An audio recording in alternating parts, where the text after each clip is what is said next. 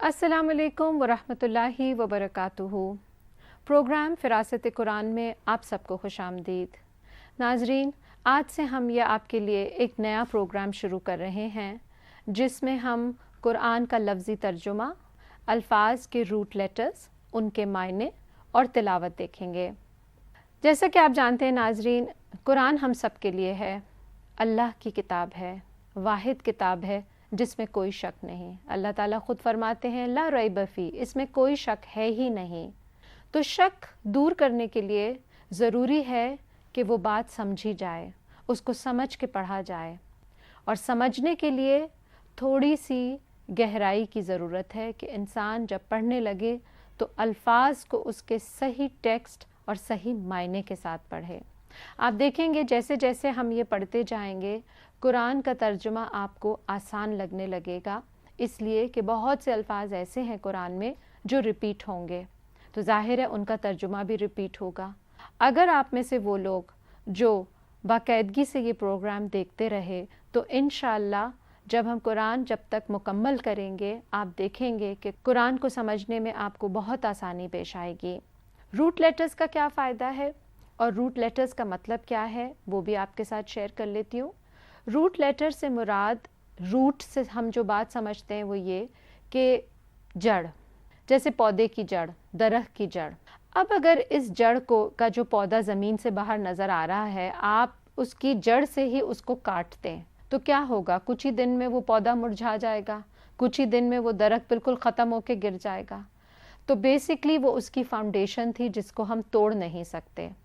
تو عربی زبان میں الفاظ کی بھی ایک فاؤنڈیشن ہوتی ہے، ایک بیس ہوتی ہے، یا آپ کہہ سکتے ہیں کہ یہ لفظ کس سورس سے ڈرائیو کیا گیا ہے۔ روٹ لیٹرز انہی کا نام ہے۔ روٹ لیٹرز جب فاؤنڈیشن کے اعتبار سے ہم اس کو دیکھیں گے تو وہ لفظ کے اندر اسی طرح برقرار رہے گا، آگے اور پیچھے وہ اپنی شکل بدلتا رہے گا، لیکن اس کا روٹ معنی جو ہے وہ اسی معنی میں وہ دے گا۔ ایک دفعہ اگر ہمیں الفاظ کے روٹ لیٹرز کی سمجھ آنے لگے تو جب بھی اس طرح کے الفاظ آئیں گے ہمیں فوراً ترجمہ کرنے میں آسانی پیش آئے گی۔ تو ناظرین آئیے ہم اپنے قرآن کا آغاز کرتے ہیں۔ پہلا پارہ سورہ الفاتحہ، لفظی ترجمہ۔ اعوذ، میں پناہ چاہتی ہوں یا میں پناہ چاہتا ہوں، باللہ، ساتھ اللہ کے، من سے، الشیطان، شیطان، الرجیم، مردود۔ میں پناہ چاہتی ہوں یا میں پناہ چاہتا ہوں اللہ کے ساتھ شیطان مردود سے۔ بسمی، ساتھ نام اللہ، اللہ کے، الرحمن، جو بہت مہربان، الرحیم، بار بار رحم فرمانے والا ہے۔ الحمد، سب تعریف، للہ، اللہ کے لیے ہے، ربی، جو رب ہے، العالمین، تمام جہانوں کا، الرحمن، بہت مہربان ہے، الرحیم، نہایت رحم کرنے والا ہے، مالکی، مالک ہے، یومی، دن کا، الدین، بدلے کے، ایاکا، صرف تیری ہی، ایاکا، یہ دو لفظ ہیں بیسکلی، ایجا صرف، اور آگے اس کے آ رہا ہے کا سے مطلب ہے تیری، صرف تیری ہی۔ نعبدو، ہم عبادت کرتے ہیں، و، اور، ایاکا، صرف تیری ہی، نستعین، ہم مدد چاہتے ہیں۔ اہدنا، ہدایت دے ہمیں، الصراط، راستے کی، المستقیم، سیدھے کی، صراط، راستہ، الذین، ان کا، انعمت، انعام کیا تو نے، علیہم، جن پر، غیری، نہ، المغضوبی، ان کا جو غضب کیا گیا، علیہم، جن پر، و، اور، لا، نہ، الضالین، ان کا جو گمراہ ہیں۔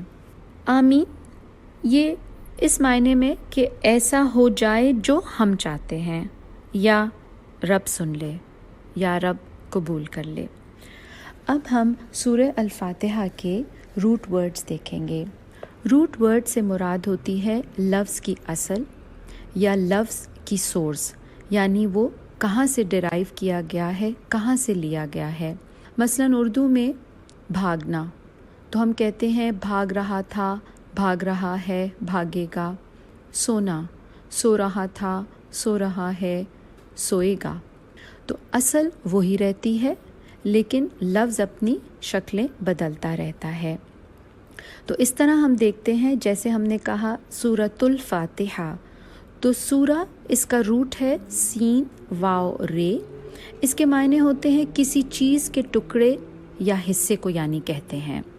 الفاتحہ، فا، تا اور ہا، کسی چیز کی بندش کو دور کرنا یا کھولنا، یا جیسے ہم دیکھیں کہ سورہ الفاتحہ جو ہے وہ قرآن کو کھولتی ہے، یعنی اس کی پہلی صورت ہے تو قرآن کو کھولتی ہے۔